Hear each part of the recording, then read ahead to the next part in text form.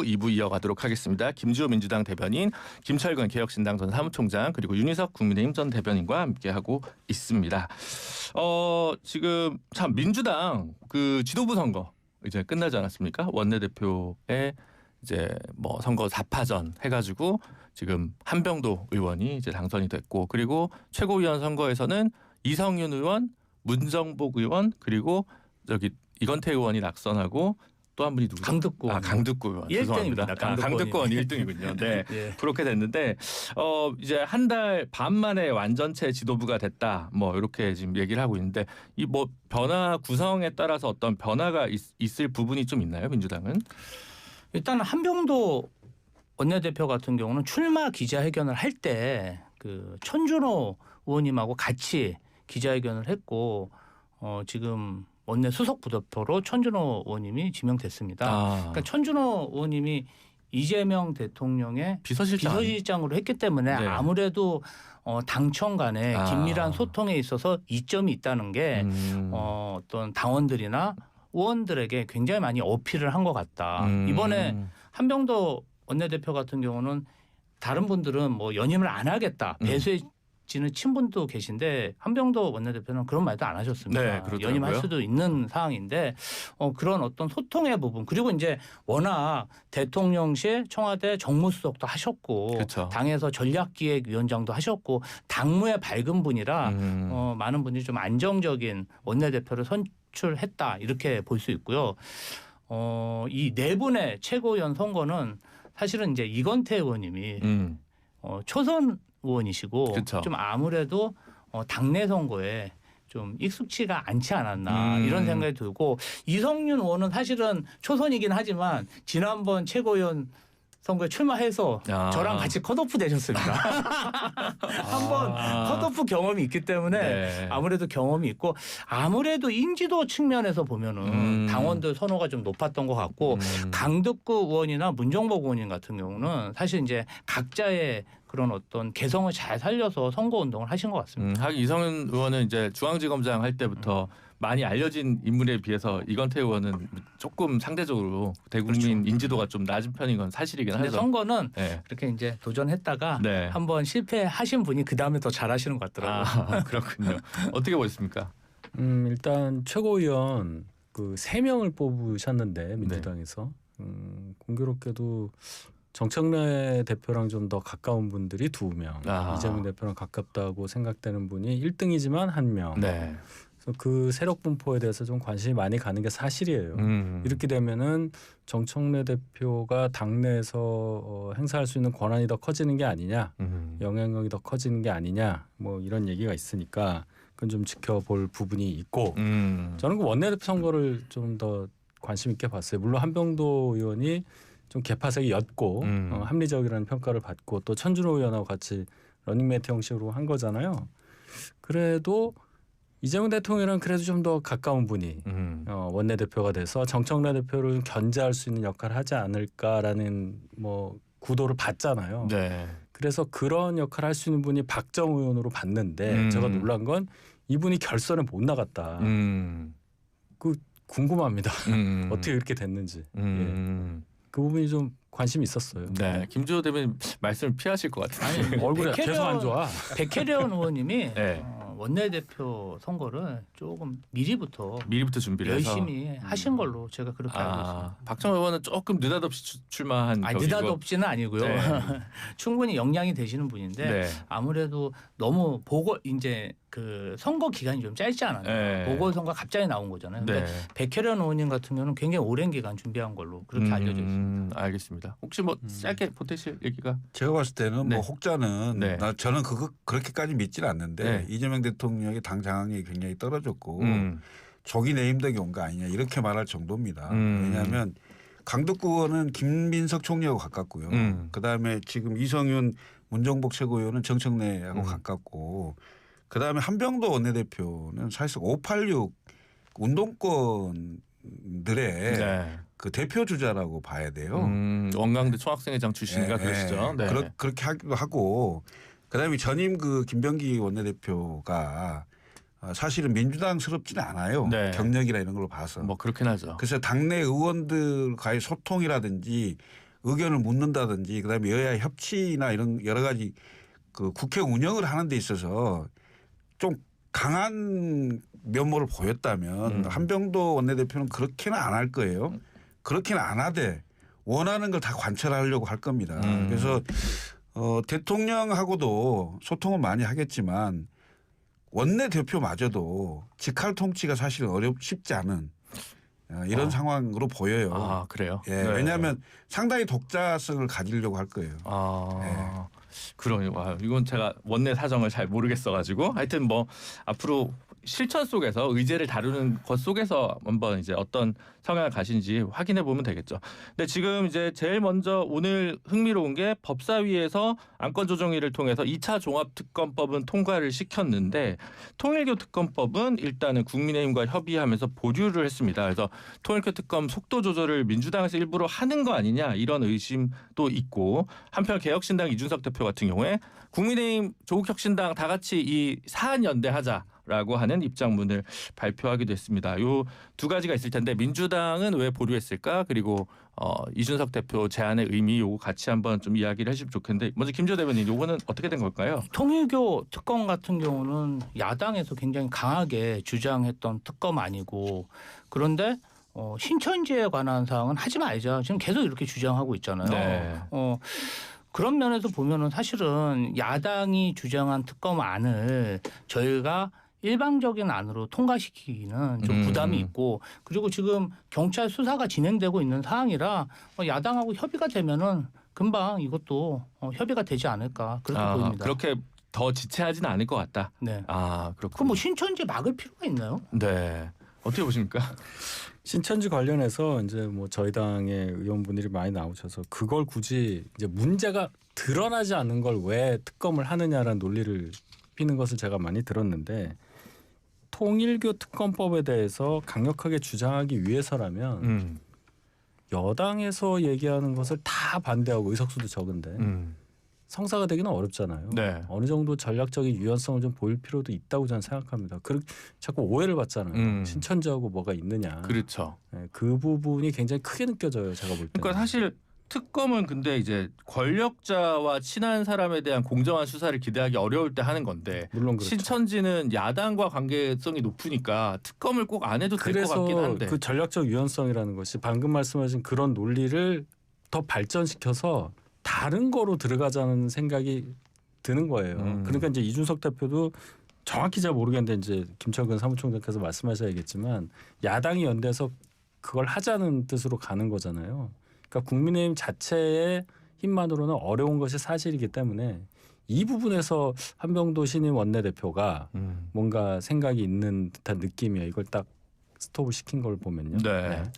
이게 두 가지로 봐야 되는데 첫 번째 일단 민주당이 종합특검은 하고 그다음에 통일교하고 이 신천지 관련은 일단 스톱을 했는데 네. 일단 저희 당 입장에서는 신천지 뭐 굳이 원한다면 오케이. 네. 그렇지만 우리가 집중적으로 해야 될 이슈가 됐던 것은 통일교니까 그래서 통일교를 제안했던 거다라는 거고요. 민주당이 수용을 한 만큼 수용을 하면요 대승적으로 야당의 제안을 받아줘야 됩니다. 수용을 안 하고 예를 들면 이런 게 문제가 있으니까 우리는 못하겠다라고 했으면 상황은 달라지는데 오케이 하자 했는데 이런저런 핑계를 대면서 계속 안 하는 상황으로 가면서 국가수사본부에서 수사하고 있으니까 보자 이렇게 나오는 것은 정치 도의상도 맞지가 않고 지금 이 전국을 풀어나가는데 해법이 옳지 않다. 더군다나 본인들이 유리한 특검은 통과시키고 본인들이 좀 불리하다고 생각하는 건 통과를 안 하고 이렇게 하는 지점에 대해서는 굉장히 잘못된 판단이다 이런 생각이 들고요. 그다음에 이제 이준석 대표가 제안한 것은 3당 대표 그 회담이죠. 회담 제안은 통일교하고 그다음에 김병기 강선우 공천 헌금 수수 의혹에 관련된 두 개의 특검에 관련돼서 세 당의 대표가 모여서 허심탄회하게 논의를 해보자라는 거였고 그다음에 그 제안에 대해서 지금 장동혁 대표는 오케이를 했습니다. 네. 그다음에 조국 혁신당. 대표는 사실상 거부한 것 같아요. 조국 혁신당의 조국 대표는.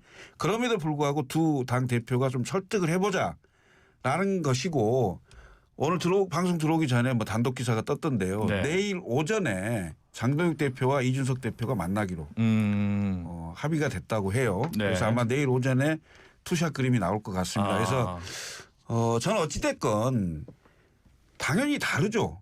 다른 정당이기 때문에 특정 사안에 대해서 연대를 하는 거죠. 네. 같은 목소리면 합당하면 되는 거잖아요. 네. 근데 그게 아니기 때문에 심지어 노회찬 전 의원께서 그런 얘기를 했다는 거 아닙니까? 외계인이 쳐들어오면 일본과 한국도 네.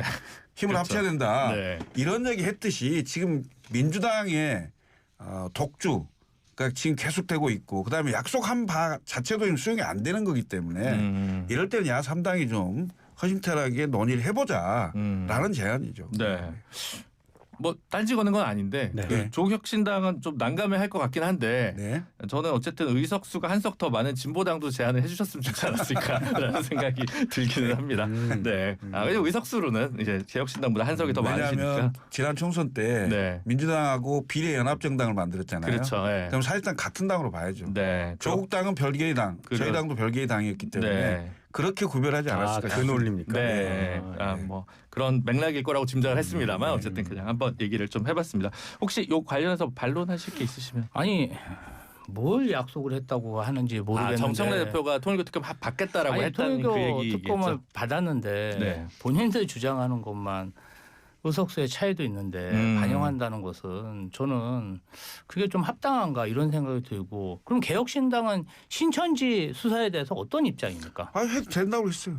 지금 국민의힘이 반대하고 있는 거잖아요. 그러면 어느 정도 이게 국민의힘 이야기를 듣고 저희가 해야지 그것을 저희가 뭐 막는 것도 아니고 지금 논란은 신천지 요거 하나 남은 거잖아요. 네. 그리고 신천지 관련해서는 국민의힘의 그 예전 그 대구시장인 홍준표 시장이 네. 굉장히 의혹을 제기했던 부분이고 그리고 이제 그 종교의 특성상 그럴 개연성이 높은 상황이기 때문에 이번에 한번 제대로 규명을 해야 되지 않을까. 폐해가 너무 크기 때문에. 그런데 뭐 굳이 그렇게 반대하고 있는지 지금 신임 원내대표가 또 선임됐기 때문에 잘 협의될 거로 그렇게 예상합니다. 알겠습니다.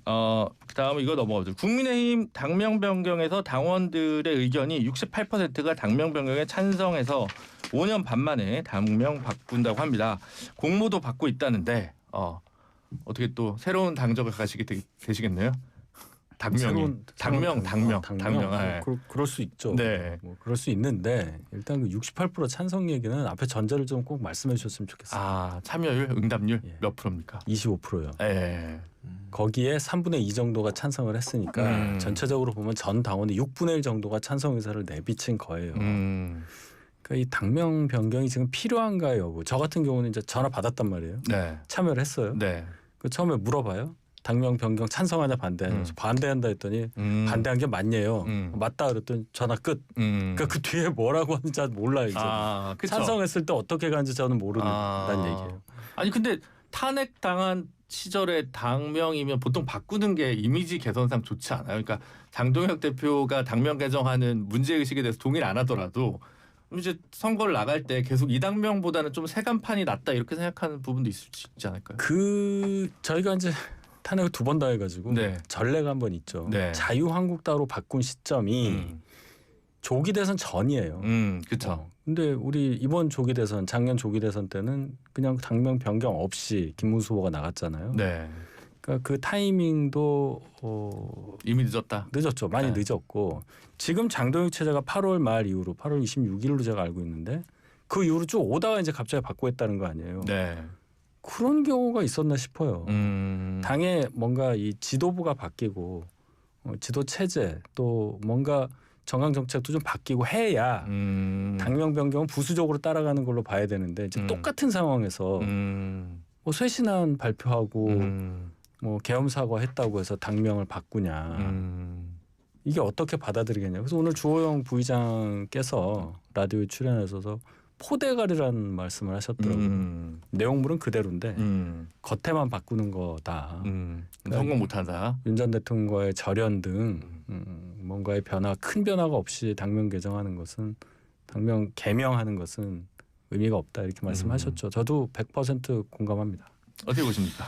이제 식당이 네. 장사가 안 되면은 사실 간판을 바꾸고 그래서 신장 개업한 것처럼. 그렇죠. 그 신장 개업하면 또 사람들이 새로 식당이 생겼나 보고 들어와서 또 잠깐 북적일 때가 있습니다. 그렇죠. 근데 뭐 재료나 네. 사람이나 기자재가 똑같은데 그럼 장사가 계속 유지가 될 것이냐. 저희가 볼 때는 그래요.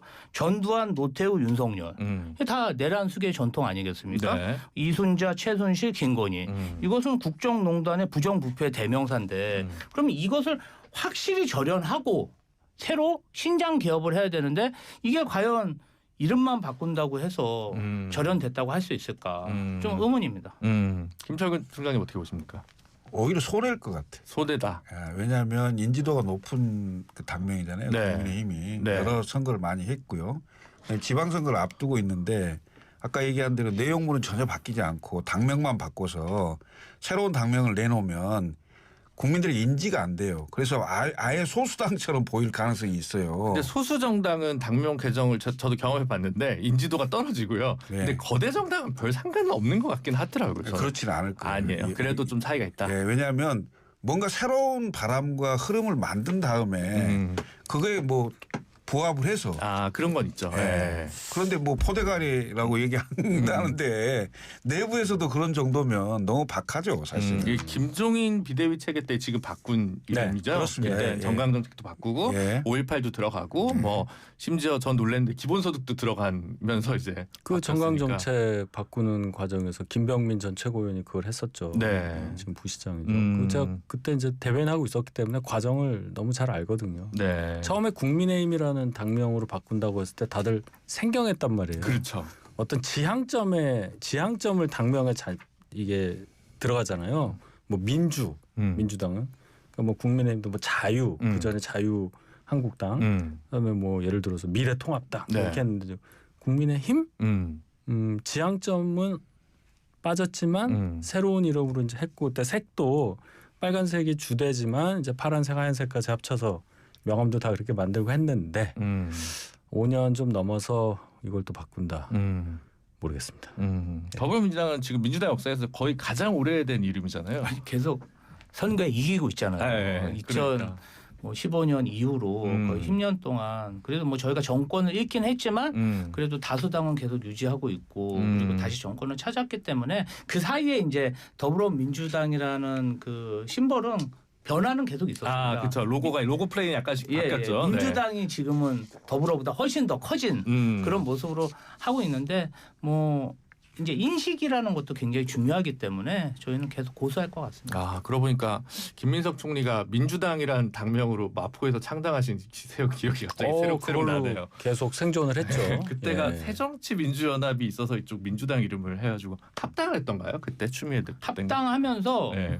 그때 이제 안철수 의원이 네. 그 민주당이란 이름보다는 민주연합 뭐 그쵸. 새정치, 네. 새정연. 그러고 나서 그렇죠. 네. 그래서 민주당 이름을 그때 잠시 놓쳤었는데 김민석 총리님이 잘 지키고 있었죠. 그러니까 민주당은 네. 역대로 거의 대부분 민주당을 썼어요. 평화민주당, 통일민주당도 다 썼고 그렇죠. DJ가 만든 새정치국민회의, 그다음에 그러니까 새정치민주연합 이런 거일 때만 민주당이라는 단어가 별로 없었지. 거의 대부분 민주당이 있었어요. 열린우리당이 있죠. 민주를 지어서. 열린우리당도 있네. 네. 열린민주당도 있군요. 생각해 보니까. 네, 알겠습니다. 이건 조금 복잡한 얘기인데 검찰개혁 추진단 오늘 공소청, 중수청 분리와 관련된 정부안을 발표를 했습니다. 그래서 중대범죄 수사를 중수청이 하고 그 수사사법관 이게 아마 이제 변호사 자격을 가진 사람을 얘기하는 것 같아요. 수사사법관과 일반 수사관으로 나누고 그 다음에 이제 공소청의 보안 수사권 여부 관련해서는 조금 더 논의를 하겠다라고 지금 이야기를 한 상황인데 지금 검찰개혁 자문위에서도 약간 논란이 있는 것 같고 그 다음에 지난주에 요거를 감을 잡고 김용민 의원부터 해서 뭐 하여튼 굉장히 많은 의원들이 또 완전히 뭐 박탈해야 된다는 기자회견도 했던 것 같고 그리고 지금 오늘 보면 한병도 원내대표는 당정 이견 있다. 그리고 김병욱 비서관은 당정 이견 없다. 이런 식으로 좀 나와서 지금 막 이렇게 뭐 여야의 그거보다는 여권 내에서의 약간 이견 이런 것들이 좀 보이는 것 같아요. 일단 저희가 이제 아침에 저기 최고 회의에서도 네. 정청래 대표가 설명을 좀 드렸는데요. 이 검찰 개혁 관련해서 굉장히 우리 당의 그런 신념과 역사와 뭐 원하는 바가 굉장히 세기 때문에 이제 수사 기소 분리라는 대원칙은 진행이 됐는데 그 안에 세부적인 사항에 대해서도 다들 지금 의견이 많은 상황입니다. 그런데 네. 정부 여당이 뭐 이런 것들에 대해서 뭐 다수의 어떤 개별 헌법기관들이 다 이야기를 하면은 굉장히 혼란스러울 수가 있습니다. 네. 그래서 그 내용들을 민주당은 좀 정책 의총을 통해서 좀 의견을 수렴하는 그런 지금 과정을 겪을 것 같고요. 아무래도 이재명 정부에서는 수사 기소가 분리되고 검찰 개혁을 하더라도 수사가 또 잘 진행돼야 되고 화이트 칼라 범죄를 일소해야 되지 않겠습니까? 네. 그 수사 효율에 대해서 방안을 제시한 것 같습니다. 일단 정부에서 방안을 제시했기 때문에 여론 수렴 기관인 국회에서 논의를 통해서 확정하고 그 과정이 저는 민주적인 절차라고 생각합니다. 네. 어떻게 보세요 이거는? 저도 좀 헷갈려요. 네. 그러니까 이제 중수청이라는 게 있고 뭐 국가수사본부도 있잖아요. 네. 뭐 저 공수처는 그렇다 치고 네. 그건 대상이 이렇게 바뀌니까. 네. 그럼 내가 어떤 그 사건이 있어. 내가 예를 들어서 어떤 피해를 입으면 어딜 가야 되냐? 경찰을 가야 되는 거냐? 국수본을 가야 되는 거냐? 중수청을 가야 되는 거냐? 그런 생각이 들 수가 있고 경찰 보니까 이제 뭐 구대 범죄는 중수청이고 뭐 이렇게 나뉘어 있는 것 같아요. 그걸 네. 잘 확 안 하다 하니까 초기라 그럴 수는 있어도 과거에는 이제 경찰에서 미진하면 검찰로 가고 막 이랬잖아요. 네. 이 대안이 있었는데 이 부분은 어떻게 국민이 받아들여야 하느냐라는 게 하나 있고 경찰이 계속 지금 수사 진행이 잘 안 되잖아요. 경찰에서. 제가 듣기로는 이제 변호사와 같이 이 사건을 진행할 수 있는 능력이 있는 분은 변호사가 어떤 의견서도 써주고 해서 경찰에 제출하면 좀 사건 진행이 빨라진다는 얘기가 있어요. 아마 그럴 겁니다. 일을 처리하는 입장에서는 경찰 고발하는 입장에서도 그런 부분이 있습니다. 예, 충분히. 네. 그럼 이제 이게 내가 변호사의 조력을 받을 수 있는 사람과 없는 사람에 있어서 사건 처리가 달라지는 부분 현실에서 일어나고 있단 말이에요. 변호사니까 잘 아시잖아요. 네. 근데 이런 거 어떻게 해결할 거냐. 네. 이제 그런 게 필요하다. 김철근 총장님 짧게. 저는 그 공수처하고 네. 중수청을 합쳐서 반부패 수사청 정도로 만들고 그다음에 경찰은 그 국수본을 중심으로 수사를 하게 하고 지금 검찰을 폐지하는 거잖아요. 네. 검찰의 수사권을 폐지하는 거니까 네. 수사권이 있는 그 반부패 수사청과 그다음에 그 기소 공소유지를 하는 공소청 이 두 개로 가되 재판에 가려면 주요 범죄에 대해서 공소유지라는 검사가 수사에 참여를 못하면 재판의 판판이 깨질 거예요. 그러니까 그러니까 재판 공소유지와 그다음에 인권이나 또 실제로 잘못 수사했을 때 이런 부분에 대해서 좀 참여할 수 있도록 줘야 된다 이런 생각입니다. 알겠습니다. 하고 싶은 얘기는 많지만 저에게 허락된 시간은 여기까지인 것 같습니다. 세 분 모두 감사합니다. 감사합니다. 감사합니다.